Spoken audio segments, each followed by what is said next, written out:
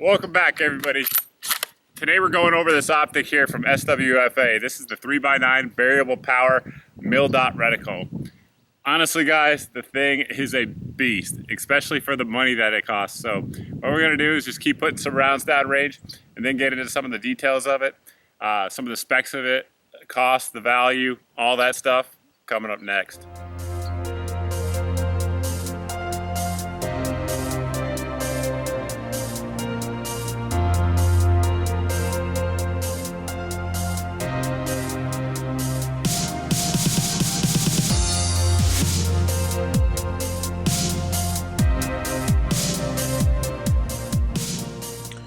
On the bottom of the screen here, you can see the basic specs of the scope, weight, length, all that jazz.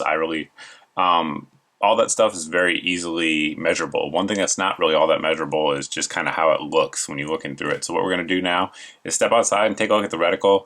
Obviously this is going to be through a camera, so it's not quite as good as it is with the human eye, but it'll just try to give you an idea of the kind of magnification to get, as well as the reticle, which I actually messed up in the intro. It's actually a mil quad reticle, not a mil dot reticle. But anyway, we'll step outside and let you guys see what it actually looks like, sort of, to be looking through this optic. If the flag flies in, I apologize, but this is what the reticle looks like. Here it is on 9 power setting.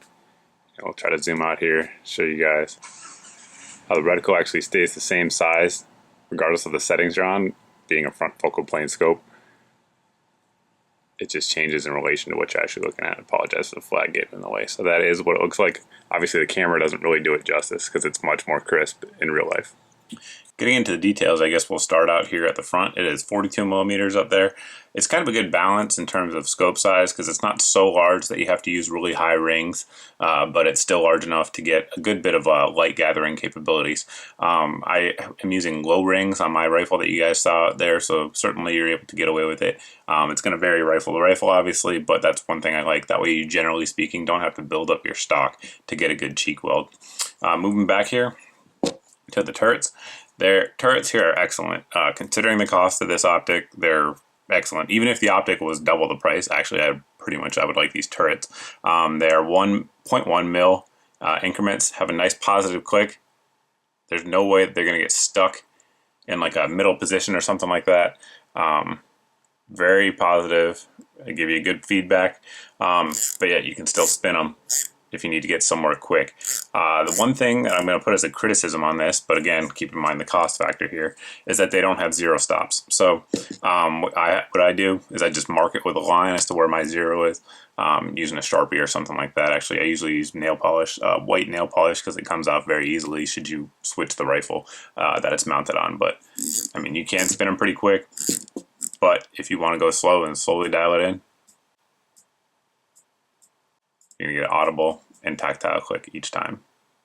Another nice thing about the turrets is that they actually match the reticle. So like I said, they're 0.1 mil and the reticle is obviously a mil turret, so they do actually match. A lot of scopes out there, for whatever reason, particularly ones that are under $1,000, will have like MOA quick increments but have a mil reticle, or vice versa. And this one, obviously they match up, so it's very easy to mill your target and then make the adjustments and walk it right in. I mean, really, to zero the scope takes like 2 shots. You just shoot your first shot and then obviously mill the difference and just dial it in. It hits every time. Speaking of dialing it in, I did several tests with this out there on the range. And keep in mind, guys, this scope was on a Savage Access 308, and that rifle with good ammo shoots about 3/4 inch groups, if you will, at 100 meters. So it's not the most accurate rifle out there, but it's good enough and it'll do a pretty good job. And I did several tests. I did a ladder test with this, testing to make sure that each click was actually 0.1 mil, and I also did a box test, did both of them,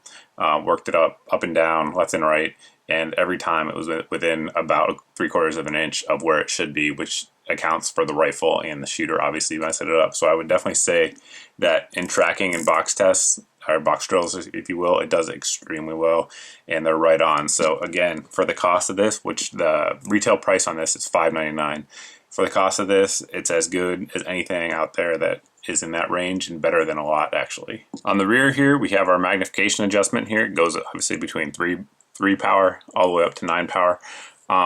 Very easy, very smooth. The one thing I would wish they had, if you will, was sort of like a thrill lever or a little knob on there that you could grab onto to sort of turn it fast and actually index as well where your where your setting is. That said, being a front focal plane, the reticle is going to stay the same size every time in relation to the target, so it's not a huge deal. I do wish they had that though, but again, you got to keep in mind price point here. At the price point they're trying to come in, they're saving money where they can, trying to give you the best optical clarity and feature set that they can for the money. So it's not a huge deal, but something that I think would be nice. I know they do offer it on other models. Maybe one day they'll offer it on this one as well.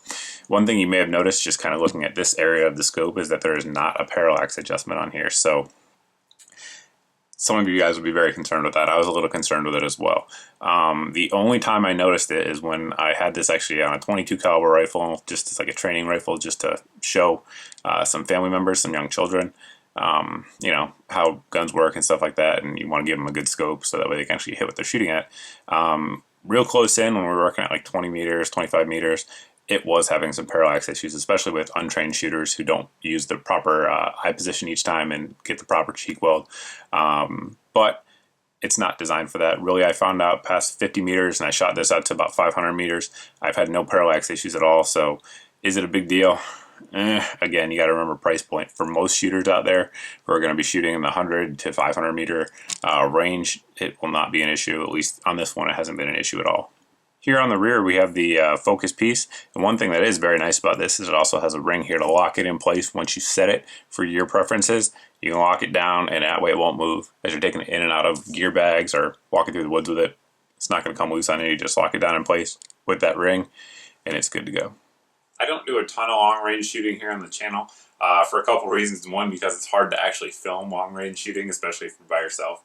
But two, because it's just really not something that my audience asks a lot for. But those of you that are unfamiliar with the SWFA scopes, they have a very good reputation in the industry for making excellent bang for your buck type scopes. My first introduction to them was back when they had the military contract. I don't know if they still do or not, but I was in a unit where folks were using their fixed 10 power optic, and that thing, I mean, was rugged as heck. They were beat up from being in the arms room and all kinds of stuff, but those optics, they ran well. Folks always liked them. The guys behind the triggers always liked them. So certainly seemed to be a good deal. I wanted to see how some of their other private or commercial offerings were. So check this one out. And I mean, like I said so far, guys, it's been great for the money.